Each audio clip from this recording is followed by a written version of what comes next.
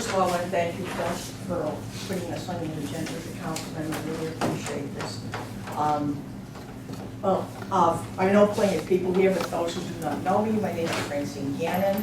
I'm here with my husband, Jim Gannon, and we're the owners of 74 Commercial Street, down near the Quincy Market area. I'm also here with my daughter and my son-in-law, Nick, who also reside at 74 Commercial Street.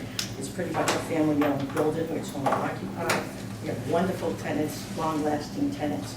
Needless to say, what I'm showing here is a copy of the building at 74 Commercial. As you all know, I'm a lifelong resident of the North End. I grew up on Hull Street, raised on Hull Street, and my husband and I, in the late 70s, purchased 74 Commercial Street, rehabbed the whole building, and we've been there for the past 37 years, raised our daughter there, and here we are, it's our home, and we've always prided ourselves in maintaining the building in good condition. We're very proud of that. So now, what you're seeing here is actually a copy, if you want to pass it down, a copy of the actual building itself, okay, which shows the building itself, you know, how it looks from the front. The second photo is in fact a photo of the roof deck as it appears right now. Now, you cannot see this roof deck, by the way, from the street line. It is behind. As you can see, it's on a pitched roof. The roof deck is in fact cut into the pitch of the roof. And if you were standing on the roof, I don't know if you have it down there, but if you were standing on the roof and someone was standing, you would only really see them from across the street from their chest up. That's basically. So that's basically the area which I would like to enclose. Now the reason being, we all know we had such a horrible winter. And this past winter really did us in. Constantly shoveling, after shoveling, after shoveling, and cleaning that deck. Not only do we shovel the deck, we have, where we live, the sidewalk is very extended on Commercial Street. It's larger than most. So we clean the sidewalk, we get back to shoveling. Thank God for my daughter and my son-in-law who helped us this year. I don't know how we would have gotten through a monumental task. And needless to say, once you shovel off, it goes on the sidewalk again, and you have to shovel that sidewalk again and again and again. And not only that, it's very dangerous while we're not shoveling because they're set back as they're shoveling off the roof. We're down on the street level, my daughter and I, telling them the buzzwords, hold and okay. Because there are people who are walking that you have to hold off from shovel because they cannot see. And, and we have to be very careful because as we shovel off, and the poor fellas are trying to throw the snow out, we don't want them to throw it too far because we want to avoid hitting any parked cars because the snow coming from, 5 stories high, ending on a car could possibly crack the window. So we are very careful, very conscious, and everybody will tell you we try to do the best we can to maintain it. However,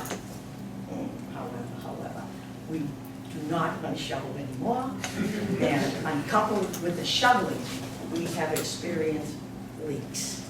Leaks has been coming through the deck, and it's gone to the apartment underneath to the extent that it's damaged the ceiling, the beams, the hardwood floor, and whatever have you. So we're going to try to eliminate that if possible. We had a couple of roofers over to look at the situation to see what could be done. And they looked at it, and let me tell you something. All of the roofers were into this because they fell just short of telling us they could never really guarantee us the work would not leak. He says, lady, if you want to really be guaranteed to stop any leakage, the best thing would be to enclose it. So Jim and I thought about it for a while and thought really the best long-term solution would be to enclose the deck. So that's what we're pursuing. We looked around and we found a very, very reputable company called Brady Built Sunroom and Enclosure, which Kevin Keeler is here with me today. We'll go into more of the design. But when you weigh the pros and the cons, I just want to say, the pros, the pluses, surely outweigh many of the findings. The most benefit, and like I said, he'll do the design and answer any questions with the design. The best benefit and the most benefit that we can be guaranteed that there will be no more shoveling and no more leakage. That's number one. Secondly, we intend to enclose this enclosure all in glass. Because as you can see from the buildings along the street run rectangular. The windows run from the front to the back, so the only light, and really the primary source of sunlight coming into the room is from the front. If you will see from those pictures, the deck is the main source of light, sunlight coming into that unit.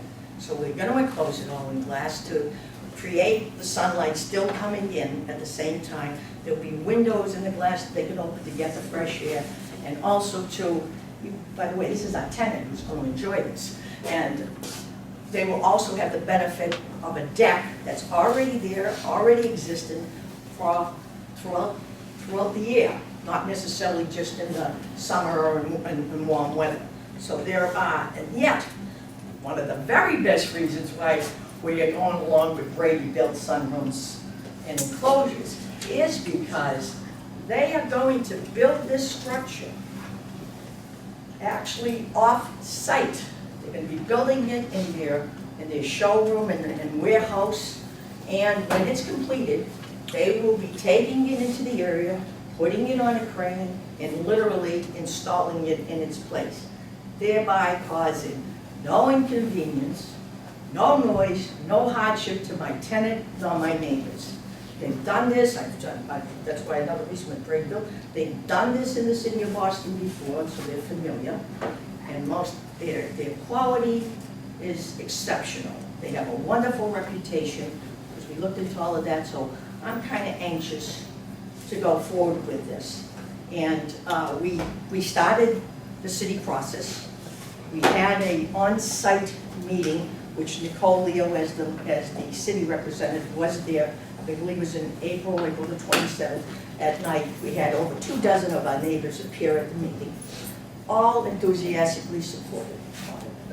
And and also too, we notified every neighbor, our direct abutters on both sides, and all of our neighbors and abutters from the complete Commonwealth, Fulton Street block, and the Mercantile building, who all are in favor, so much so that I have, you can put with file, 50, they're unbelievable, wonderful neighbors, ladies and gentlemen, 50 signed individual letters from our neighbors expressing support of the project. There is a process. I mean, Kevin Keeley will tell you that Brady built, and he'll tell you more about the design, more specifically, if you wish to hear about that. And the process, we don't have a ZBA date as of yet, but because of the area, I just want to understand, the area is currently zoned as a rooftop restricted area, which we would have to, for building permit, go to the ZBA anyways. So with the filing, the city of Boston will automatically and quickly, give us a letter of refusal, which in turn, we make the application to go to the ZBA. So I'm asking you for your support with my neighbors and friends that I'll give you the due date and the date of the ZBA, and if you would go on record as supporting my enclosing that deck at 74 Commercial Street. So that's basically what it is. And Kevin, if you just want to address some of the design or ask him any questions, he has photos here that will tell you pretty much what they're going to do and how they do it. So I have a question. As you understand, do you have to do like a BRA design review? That will come, they say, once we file the Yeah, but do you have to do changes on I mean, so they're going to make you do it?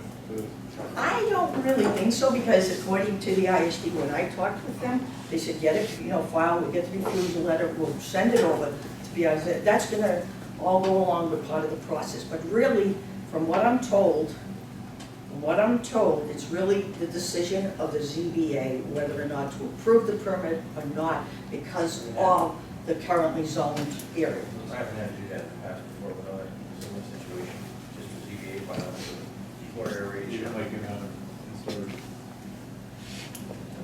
It's not really been ever an issue, but I've done it all over the city. So I'm just gonna pass the things down, and you guys can pass it on. This is the picture of the roof deck as it exists right now. Here's some of our catalog. If we go to page 12, is the style that she's getting. And one of the main reasons is because it best is suited to fit the look of the house, because it's square on the outside and classy looking. They're all solid wood interiors. We have the bronze exterior finish that matches the windows that are currently in the building. So it'll be the same color on the outside. Like Francine mentioned, very little of it will be able to be seen from the street, just the very top edge of it. These next couple of pictures are some examples of what people have done in the area already. And also the next door neighbor, what he did to enclose the deck. Not pointing any fingers, but not exactly a super nice looking way of doing it. And here, Flash some of the pictures to the audience. oh yeah, absolutely. I'm going to grab them and flash them if we could. Just even if you And then can the show last set of pictures are everything you're saying. ones that we've done in and around the area that's commercial building, or I mean, a condo association building, exactly the same as what you have. And that's a residential one. Are you guys, pass some of these out. Page 12 in this, if you would. All right. Like Francine mentioned, the room is built at our factory in Auburn, Massachusetts, all in one piece. It's custom made to fit the opening. And we bring the room in and set it in place in one day. The whole installation takes less than a day to do it. We make it completely weather tight. We're responsible for flashing it to the roof itself, responsible for warrantying the seals of the building for 25 years.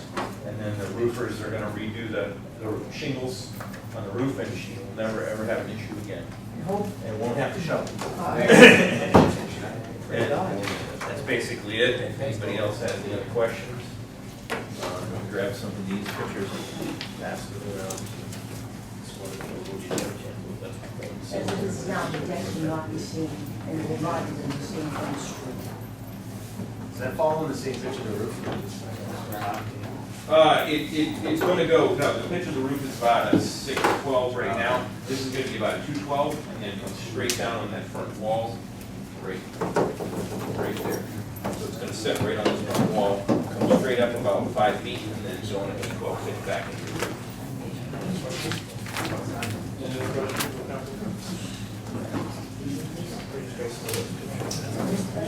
Anybody in the audience have any questions?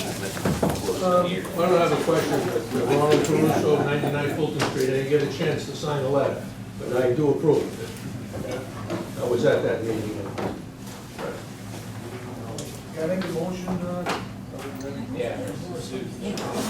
Anybody else, any questions? Anybody else have any questions?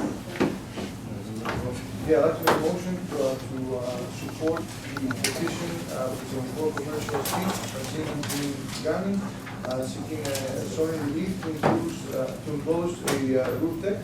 I'd like to make a motion to support.